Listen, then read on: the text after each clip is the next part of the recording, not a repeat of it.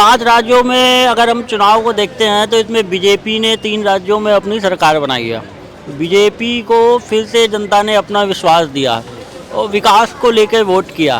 तो आशा करते हैं कि बीजेपी इन 3 राज्यों में फिर से विकास के रथ को आगे बढ़ाएगी और जनता के विश्वास पर खरी उतरेगी। 2024 में इसका असर पड़ेगा? हाँ जी, 2024 में इसका असर पड़ेगा? बिल्कुल विकास का असर पड़ेगा। इस चुनाव के रिजल्ट का लोकसभा चुनाव पर भी असर पड़ेगा और हमें लगता है कि फिर से बीजेपी अपनी सरकार लोकसभा में बनाएगी। उसका बहुत बड़ा कारण है कि जनता के पास कोई दूसरा ऑप्शन नहीं है नरेंद्र मोदी के टक्कर का। तो इस वजह से मुझे लगता है कि बीजेपी फिर से गवर्नमेंट में आएगी। बीजेपी ने काम भी किया है, विकास भी किया है कई क्षेत्रों का। उत्तर प्रदेश का आप उदाहरण ले सकते हैं। राहुल गांधी की एंट्री होगी या मोदी की हैट्रिक? मोदी की हैट्रिक होगी, बीजेपी की हैट्रिक होगी। क्यों होगी? क्योंकि बीजेपी ने जो भी नीतियां बनाई हैं वो जनता के हित में है और उसी वजह से उनको अभी रिसेंटली जो विधानसभा चुनाव जो संपन्न हुए उसमें उनको सफलता हाथ लगी है। उनकी नीतियों का असर है ये। आपको अभी आज एक फैसला आया सुप्रीम कोर्ट का 370 जो हटाया था उस पर मोहर लगा दिया 370 ने, तो सरकार पे मोहर लगा दिया है सर। मैं से बात करूँ इसके सरकार के फैसले पर सुप्रीम कोर्ट ने मोहर लगा दी। जी ये फैसला इसमें तो कोई दो राय नहीं था कि धारा 370 वो टेम्परेरी पीरियड के लिए था, ना कि परमानेंट पीरियड के लिए था। और आज सुप्रीम कोर्ट ने भी उसे वही कहा है और इससे ये स्पष्ट क्लियर हो गया है कि जम्मू कश्मीर एक भारत का, वैसे तो पहले ही क्लियर था लेकिन जो लोग प्रश्न उठाते थे उनको ये क्लैरिटी है कि जम्मू कश्मीर भारत का हिस्सा है।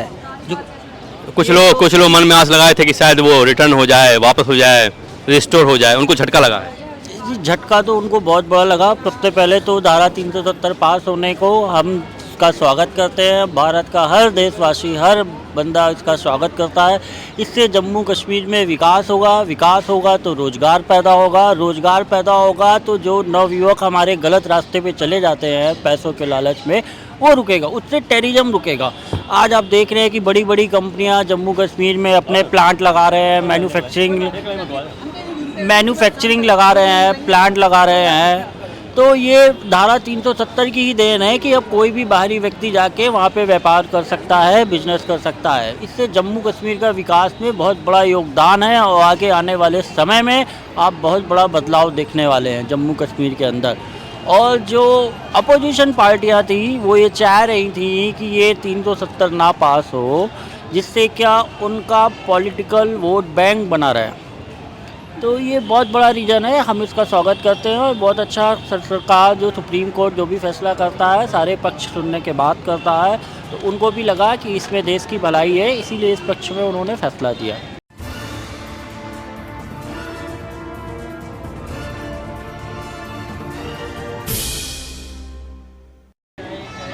एक सवाल और है कि आज मध्य प्रदेश के मुख्यमंत्री बनाए गए हैं मोहन यादव जी, तो क्या बीजेपी सारे वर्गों को साधने की कोशिश कर रही है ताकि 2024 का रास्ता साफ हो जाए? बिल्कुल सही आप कह रहे हैं। मेरा यही मानना है कि बीजेपी सभी वर्गों को साथ में लेके चलने की कोशिश कर रही है। शिवराज सिंह चौहान जी को पिछली 4 बार से मुख्यमंत्री बने हुए हैं, उन्होंने 4 बार से मध्य प्रदेश की सेवा करी है। तो बीजेपी अब की बार एक नया चेहरा जनता के सामने पेश करना चाहती थी। जो विश्वास शिवराज जी ने जीता है जनता का, वही आगे के मुख्यमंत्री विश्वास जीत पाएँ और उनका फ़ायदा लोकसभा में उठा पाए। वो छत्तीसगढ़ में आदिवासी और मध्य प्रदेश में यादव यानी ओबीसी, राजस्थान में क्या देखते हैं?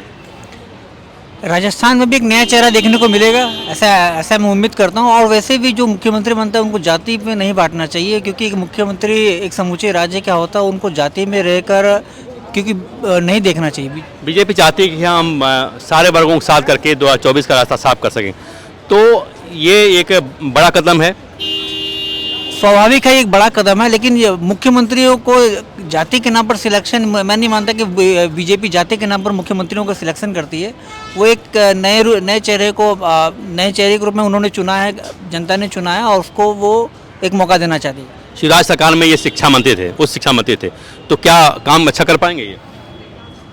ये उम्मीद करता हूँ कि अच्छा काम करेंगे, क्योंकि अभी तो उनको बात भी है। ये उम्मीद करता हूँ कि अच्छा काम करेंगे और ये शुरुआत है, अभी तो आगे का देखिए। अब और भी कैसे रहेंगे मोहन यादव? ठीक रहेंगे? मोहन यादव जी भी नया चेहरा है जनता के सामने, और वो भी अभी से नहीं, पिछले काफ़ी सालों से राजनीति में है और उनकी शैक्षिक योग्यता भी काफ़ी अच्छी है, तो उनको हर एक चीज़ की समझ है। तो जहाँ कहीं ना कहीं बीजेपी सरकार ने ये भी देखा है कि उनको हर एक चीज़ का अच्छी समझ है, पीएचडी किया हुआ, उन्होंने एमबीए किया हुआ है, तो कहीं ना कहीं ये भी उन्होंने बीजेपी ने देखा। तो मुझे लगता है कि यादव जी जो है अब की बार फिर से जनता का विश्वास जीतेंगे और मध्य प्रदेश के विकास के रथ को और भी आगे ले जाएंगे, जिसका फ़ायदा बीजेपी को लोकसभा चुनाव में होने वाला है। राहुल गांधी ही हैं, इंडिया गठबंधन है, राहुल गांधी मेहनत भी कर रहे हैं, इंडिया गठबंधन बना हुआ है। पिछली बार तो ऐसा कुछ नहीं था, तो क्या इस बार टक्कर देगी इंडिया गठबंधन जो है, टक्कर देगा बीजेपी मोदी को? नरेंद्र, जहाँ तक कांग्रेस की बात है तो देखिए, कांग्रेस के नेतृत्व में वो बात दिखती नहीं है कि जो बीजेपी को टक्कर दे पाए। आज जनता का सबसे बड़ा मोदी जी का जीतने का रीज़न यही है। मोदी जी काम अच्छा कर रहे हैं, विकास कर रहे हैं, सब कुछ कर रहे हैं, लेकिन कहीं ना कहीं जनता के पास एक दूसरा ऑप्शन भी नहीं है, मजबूत विपक्ष जिसको हम बोलते हैं, तो उसका भी फ़ायदा उनको मिल रहा। 400 पार का नारा दे रही बीजेपी, क्या संभव है? पहुंच सकते हैं। उसका कारण ये है कि जो इंडी गठबंधन है वो नकारात्मक राजनीति कर रही है, और उम्मीद करता हूँ ये पहुँचे इस बार, क्योंकि उनको अगर कई राज्यों में देखेंगे तो उनको कुछ राज्यों में उनको मुनाफा हो सकता है, कुछ राज्यों में कम हो सकते हैं, तो उम्मीद है कि की जा सकती है। कारण नकारात्मक राजनीति इंडी गठबंधन की।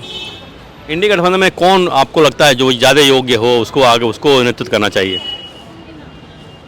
योग्यता ही जनता तय करती है, या उनको तो गठबंधन रहे चाहे न रहे, अब ये भी तो एक संशय है, क्योंकि अभी हाल ही में आपने जो संपन्न जो विधानसभा चुनाव हुए हैं उनमें एकता नहीं दिखी है। अखिलेश यादव हाँ, और कांग्रेस में भिड़ गए अपने, उनमें एकता नहीं दिखी है।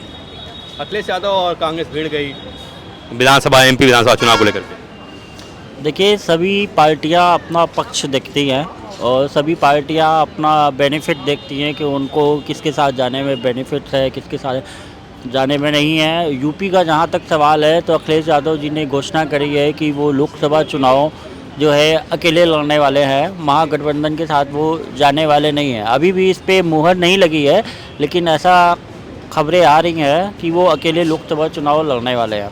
तो जहाँ तक अगर आप देखें, रही बात टक्कर की, तो यूपी में लोकसभा सीटें ज़्यादा बीजेपी ही जीतने वाली है।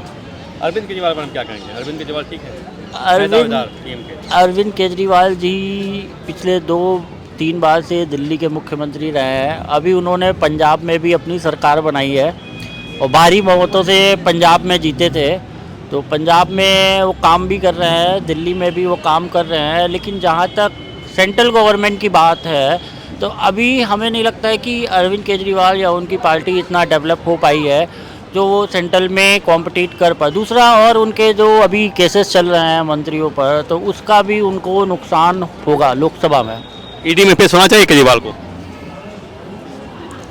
ये एक कर्तव्य है हर मुख्यमंत्री का कि जिसे भी नोटिस मिलता है उनको वहाँ उनको सामने पेश होना चाहिए, अन्यथा ईडी अपना काम करेगी।